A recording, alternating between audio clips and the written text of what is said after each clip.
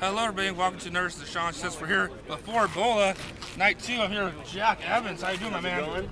I'm so sorry to interrupt, but the one thing I need to teach Sean right here is how to do a proper intro.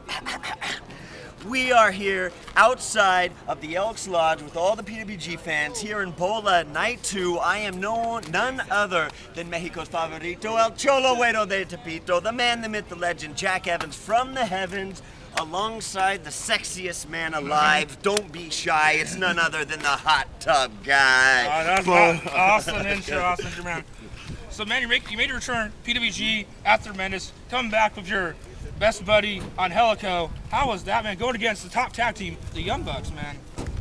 It was absolutely amazing, other than the heat, because I don't think the people at home that are going to be watching this video or watching the PWG DVDs, you do not realize it's like Arizona hot in there. We're talking 120 degrees. So other than that, I was extremely happy with night one, extremely happy to get the win. And we're talking about your first match with the Bucks. Oh, with the Bucks. That first, yeah. We're doing that first, then we're talking about night one. I'm sorry, I smelled myself retarded.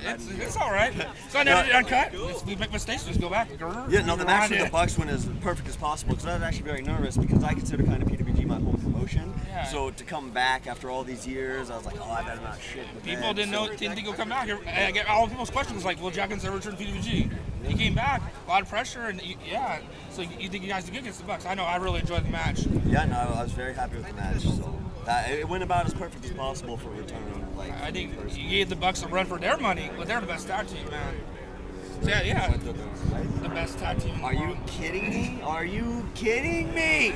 That is absolutely not a fact. And here's the first fact that I will drop upon you as part of my presentation. And Helico and I would crush the Hart Foundation without hesitation. And you know what? You better listen, because we would smash and crush Demolition. Or someone like Player Uno or Player Dos, they'd be on first name basis with the Holy Ghost. And then you got those dumb fucks, the Young Bucks, two dumb sluts that love to anal fuck, who got some dumb luck in our first match, but in the next match will know what it's like to be hit by a dump truck. Boom. The greatest tag team is the Los Güeros del Cielos, and you know what? I'm very disappointed in you that you would disagree or say anything differently. This interview's over. Okay, no, it's not. But last night you proved you got to win facing the Inner City Machine Guns, man. Yeah, and a big win, but the only thing is, as happy as I was with night one of BOLA, I am very disappointed at all of these PWG fans for singing that all night long crap. Right, what Jimmy, was that? All night long! Oh, get out of here. Very disappointed, very disappointed. But you know what? I'm actually surprised. Like, the PWG fans, as like singing chorus, you actually do got some talent. I will admit that. How has the crowd evolved since you were last year, man? How has the Legion Hall evolved, this crowd? It's honestly even a little bit wilder, like, because I was in the Legion Hall, the Legion here, like when it first started, but my main PWG days were back in the Jewish Community Center. Okay, I don't know if people remember that. Sweatbox. But yeah, this lady. You can't call one the Sweatbox. People need to know, like after the match you had, intermission, you went right to where the right. Yeah. I was trying to fan you. And yes, you saved my life, because I sit there, I was dying of heat exhaustion, hyperventilating, everything. I was wishing for death. It was sorry about that. But yeah, so I was used to the Jewish Community Center, which was an amazing crowd and my favorite to wrestle in front of. But now it takes the cake, because everybody's just so wild here at the Legion. Like, it doesn't get any better, except if Larry would turn on the air conditioning. Turn on a little bit. But yeah, but no, he's a cheap man. I love you, Larry, but seriously, it was like, oh, they're hot? Nah. Okay, they're cool. So most of you been hit away in Mexico. You came back at Lucha Underground and did some good stuff there. So tell about Mexico. I know you have some stories. Can you tell us a good Mexico story, man? Well, I got a funny little Mexico story, that because every time you, in Mexico, especially because like when you look at the news in America and everything, you guys only hear the bad stuff. So I'll give you the bad stuff. So the craziest Mexico story I have is once in Nuevo Laredo, we're traveling back and like all the wrestlers are in this van, and all of a sudden this white truck pulls up next to us, and there's kids, I'm talking 16, 17, 18, maybe 19 at the oldest, boom, all pointing AK-47s and everything, and so we pull over the van and everything, obviously, and I'm shitting my pants. I think I'm dead. Like I went into shock. Like, it was absolutely emotionally numb. Like, I couldn't even think about anything. And they get us out of the car, and I'm up and freaking in the dirt, and then all of a sudden one of them goes, see, I told you that was Chessman. Hey, take a photo with us. Blah, blah, blah. And then so the whole time I thought we were in trouble. All these kids just recognized that we were wrestlers, and they wanted a photo. And so, and one of the guys actually ended up becoming a wrestler later on, which is weird because, like, hey, you're that guy that pointed the gun at my head. It's nice to wrestle with you. But so that was one of the craziest, was that the cartel actually pulled us out of the van just to get autographs because they recognized us as wrestlers. So that was a crazy Mexico story. But other than that, Mexico actually, it has way worse a reputation than it deserves. It's actually very safe, very nice. My dad's gone on vacation there a few times, so he's been good. Who? My dad.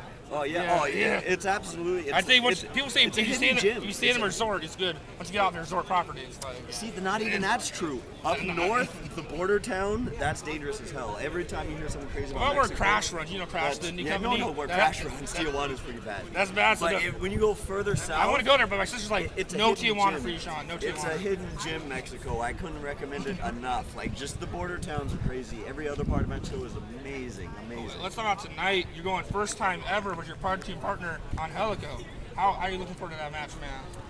Well, I'm actually really looking forward to it because Angelico has always assumed that somehow a Negro Navarro student, he's a great trainer and everything, but he's a drunk, bitter old man, let's be truthful, that somehow a Negro Navarro student could defeat a Heart Dungeon graduate. A Heart Dungeon, one of the best schools How ever. could that, I mean, you have to have a glitch in your brain to think that way. Dungeon, So that's Smith, why Teddy Hart, like a lot of good guys. Tia Tyson Kidd. Oh, yeah. Probably the best wrestler I've ever been in the ring with is Tyson Kidd. So we it's wish just him well after absolutely- an injury. Yeah, The recovery's absolutely. good, man. I talked to him. He said he's recovering fast. Even the doctor's surprised. So I'm just happy because I finally get to solve this glitch in Angelico's brain, and tonight prove once and for all who really carries the tag team. We mentioned Teddy Hart. People said ask you about Teddy Hart. Yeah, I talked to him a little bit. He's living in Texas and everything. He's had some problems with the law, so. He's doing some indies over there. Yeah. I met him at a show once. We had partaked in some stuff. Did good. Partake in some stuff? So, yeah, Were you some- smoking weed with Teddy Hart? Be honest. Be honest. Yeah, I've done that. Yeah. You were just sitting there in the hot tub, like. Yeah. All right. I don't even remember your match, Ted. I'm just gonna say it was good. Bringing his cat, and Conan was there in the hot ass building. Yeah. He's got that Mr. Money everywhere. Yeah, Like, that that's kitty. the That kitty's nicest drugged cat. up, man. Well, and he's just trained it. Trained, yeah. He's trained it. Like, so yeah, no. But as far as I know, Teddy's doing good. Go watch the I Best haven't Friends of seen Teddy it. Hart. Best Friends of Teddy Hart. One of the craziest shit ever. It was. What I'm always wondering though is when you watch that Best Friends of Teddy Hart video, is he showing them something on a camera, and everyone's like, "Oh my God, what is it?" And no one ever explains what they were seeing. So that's the big mystery. What was Teddy Hart showing on that camera? It's like a Lost mystery. We need to get to the bottom of this, but it actually needs to pay off, unlike Lost. Let's do some plugs. I know you have a good Twitter. Nice Pikachu picture. Jack Yes. Evans. Pika Cat. Pika Cat. Pika Likes the Cat. Pika Cats, man. You follow me on Twitter. Tell me about your Twitter. Jack Evans 411. Jack Evans 711. 711. You can follow me or not. I like that you describe my Twitter as good. I would describe my Twitter as basically useless comments about Tekken, FIFA, and Cruz Azul. So it actually might not be good for you. Yeah. You got some plugs for where can we get the t-shirts that you and on Helico sell? Where can people get them? Oh, you can actually. Oh, I can't remember the name of the email. You can actually email. It's on Angelico's Twitter. At Angelico, AAA, capital letters.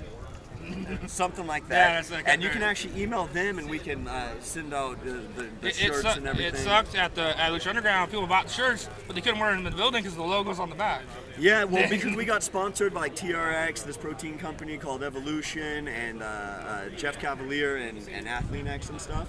So, like, we were so happy, but then exactly that happened. The Lucha Underground guys were like, we don't have these registered to show on TV, so you can't wear them. So. One more question. I remember, like, when Lucha Underground started, were you flattered that the biggest question asked when Lucha Underground was running until you debuted was, where's Jack Evans?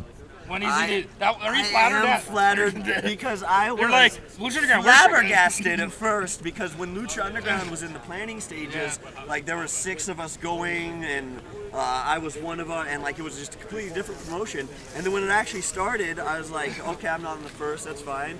Okay, I'm not on the second tour, that's fine. Not on the third, what is going on?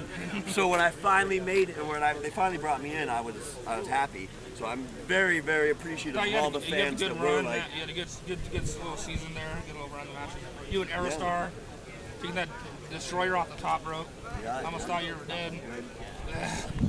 I remember I was up at like. I'm invincible. I know, I was up there sitting in the stands. You jump up there. I'm like, oh, cool. Jack Evans, you get on the ledge, 450. I'm like, what the fuck? Jack Evans. Just doing 450s. But thank you for taking your time before the show, man. All right, no problem, no problem. Make sure, But you know what? I've noticed this shirt says Rick Knox, Maximum Referee. Yeah. But have you ever noticed Rick always has a hurt wrist? Yeah. And he gets mad at me about it, but I have developed the theory that he has developed carpal tunnel syndrome from chronic masturbation. Rick, confirm or deny? Please.